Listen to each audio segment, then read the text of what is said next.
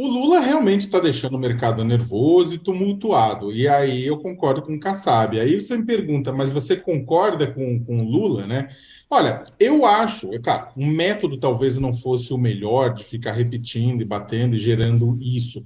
Mas, ao mesmo tempo, primeiro, não é nenhuma novidade que o presidente Lula era contra, né, a forma como foi dada a autonomia do Banco Central. Ele não está nem, é interessante que o Lula não está nem batendo de frente no Instituto da Autonomia, exatamente. Ele está criticando a política tomada pelo Banco Central. E o que acontece é que, nesse ponto, né, a gente pode até discutir durante um tempão, botar economista de um lado, botar economista do outro, tentar entender como é que foi a questão dos juros, porque por mais que no ano passado o Banco Central tomou algumas medidas que foram ruins para o governo Bolsonaro, o Banco Central utilizou um aumento de juros lá no ano passado, que também foi bastante questionável. Muitos economistas colocavam que não era essa a melhor forma de você reagir àquele tipo de inflação, porque não era uma inflação por falta de produto, sabe? Então, você tinha, na verdade, um monte de questões lá no meio que o pessoal falou: olha, usou-se o remédio para a doença errada, né? Então, o que acontece é que o Banco Central lá atrás já tinha sido, inclusive, questionado, né, a competência do Bacen, né, com relação a isso.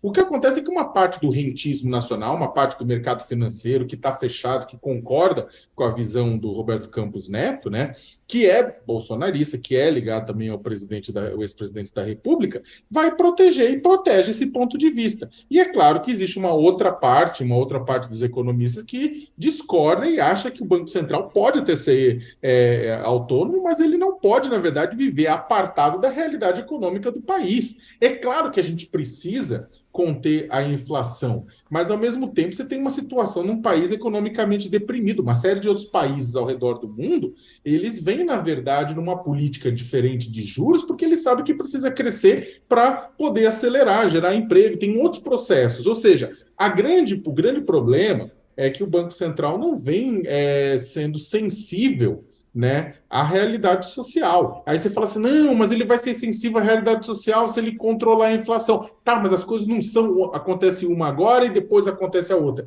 Tem que ser tudo ao mesmo tempo. Né? Então eu acho que o presidente Lula ele tem acho que ele tem o direito, inclusive, de fazer esse questionamento. Eu não sei se vai funcionar, exatamente porque o mercado abraçou o Roberto Campos Neto, né? E não vai soltar. E o mercado mais rentista possível abraçou mesmo. Só que ele está numa toada meio José Alencar do primeiro Ô, governo, né? Por mais irresponsável que ela possa ter sido, ninguém está banido por decisão de ministro do Supremo das redes. Ninguém pode ficar banido por tempo infinito, né? Até a morte. Hoje em dia, as redes sociais, elas não são um apetrecho a mais da pessoa, né? Um lazer que a pessoa tem ali. Não, as redes sociais viraram um dos grandes, se não o grande palco do debate público brasileiro. Isso tem que ser assumido. Portanto, ao tirar o acesso às redes sociais de alguém, você está dando para a pessoa algo bastante duro. Né? Às vezes é justificado. Tem tipos de manifestações que podem gerar um dano tão desastroso, seja a saúde pública no momento de pandemia, seja as eleições e as urnas no momento de eleições, enfim, uma série de riscos que pode trazer e que justificam você temporariamente tirar o acesso da pessoa que violou demais aquelas normas às redes sociais. Mas passado o perigo, é hora de restabelecer a normalidade, restabelecer a possibilidade da comunicação dela, usando, espero eu, de responsabilidade. Espero, mas não acredito no caso dela. Se ela cometeu crimes também, que seja julgada por isso tudo, mas até lá, suas redes sociais têm que estar ao alcance delas. Sempre que o governo quer botar um sigilo por qualquer motivo, vem a justificativa da segurança, né? Não, segredos preciosíssimos de segurança podem ser revelados isso aqui.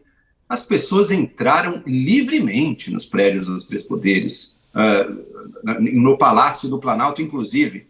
As pessoas filmaram tudo ali, a gente já está vendo filmagens que estão correndo aí, todo mundo que quis no dia entrou. Agora não pode revelar uma certa imagem. Que postura equivocada por parte do governo. Libera essas imagens, vamos ver o que aconteceu, vamos ver quem eram as pessoas, vamos ver o que foi feito lá dentro, e depois o tal do sistema de segurança que tinha não funcionou, vai precisar de um outro sistema de segurança. Então, o sistema de segurança que talvez no futuro seja eficaz não é esse que vai ter sido revelado aí. Sim, essas imagens podem revelar, inclusive, fraquezas que o sistema tinha, pode revelar, inclusive, condutas erradas de funcionários do Estado, pode revelar. Isso é parte. Cada vez mais a demanda por transparência vai se fazer ouvir. E cada vez mais os governos vão ser estados a mudar a sua atitude com relação à informação. Não é mais, eu sou o dono da informação, eu vou escolher seletivamente o que é seguro ou não é seguro para a opinião pública saber, de acordo com os meus próprios critérios do governo. Não. Agora, o normal é a informação, ela é pública. As pessoas querem ver e as pessoas querem saber. Olha, eu queria um pouco mais de informação, na verdade, sobre essa decretação de sigilo. Eu não sou contra, eu acho que a ideia de sigilo está exatamente para garantir. Por exemplo, quando o Bolsonaro botava sigilo, até comentei isso várias vezes, com relação ao esquema de segurança dele, eu achava justo. Quando o Bolsonaro colocava sigilo com relação ao esquema de algum documento, com relação a alguma assinatura de questão de segurança, eu também achava justo que isso faz parte do processo de garantia da segurança do presidente, do vice-presidente. Eu acho que isso não teria problema, e aí revela-se depois de um tempo, coloca-se um selo, e não um sigilo eterno, mas depois revela-se depois de um tempo, quando houver uma mudança. Da mesma forma, eu acho que o esquema de segurança do Palácio do Planalto pode-se, na verdade, também garantir certo sigilo sobre ele. Eu acho até que é salutar garantir sigilo do que ter maluco, tipo, sabendo onde tem a câmera, onde tem o circuito, onde tem o local, tipo, na hora de tentar invadir novamente a presidência, o Palácio do Planalto ou o Congresso, tipo, você saber onde se esconder para evitar uma câmera e tudo isso mais. Isso aí eu não teria problema, não.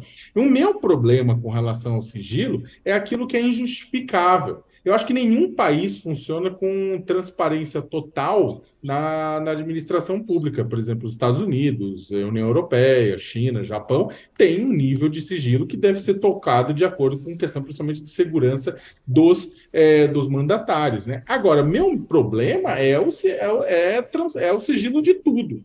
É aquilo que se incorporou durante o governo Jair Bolsonaro, que é o sigilo sobre coisas estúpidas, dada o interesse pessoal dos envolvidos, sabe? É você botar sigilo na discussão que inocentou o general Pazuello quando ele foi participar de uma micareta política eleitoreira com o Bolsonaro, que é proibido pelo Estatuto das Forças Armadas.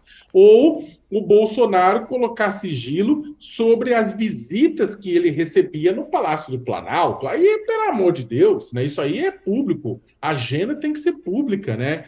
O trato da coisa pública, a comunicação do presidente tem que ser pública nesse sentido, né? Então, eu acho que a gente precisa aprender a dosar novamente. A gente descalibrou totalmente na gestão Bolsonaro. Agora, eu acho que a gente vai ter que aprender a calibrar novamente, lembrando que o bom senso tem que imperar. Qual